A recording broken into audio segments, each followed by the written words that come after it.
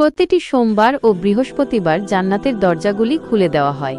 রাসূলুল্লাহ সাল্লাল্লাহু আলাইহি ওয়াসাল্লাম ইরশাদ করেছেন, প্রতি সোমবার ও বৃহস্পতিবার জান্নাতের দরজাগুলি খুলে দেওয়া হয়। তখন আল্লাহ তাআলার কাছে বান্দাদের আমল পেশ করা হয়।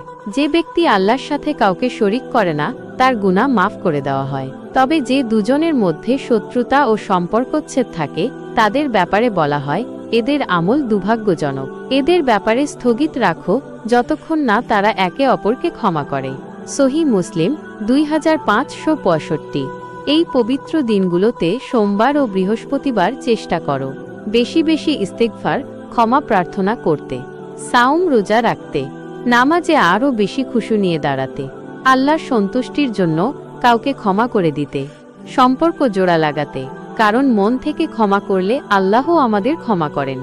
জান্নাতের দরজা যখন খোলা থাকে তখন বান্দার দোয়া আরও বেশি কবুল হয়। তাই এই দিনগুলোকে অবহেলা না করে বরং হৃদয় দিয়ে আল্লাহর কাছে ফিরে যাওয়ার শ্রেষ্ঠ সময় হিসেবে গ্রহণ করো। হে প্রিয় আল্লাহ, তুমি আমাদের সবার গুনাহ মাফ করে দাও।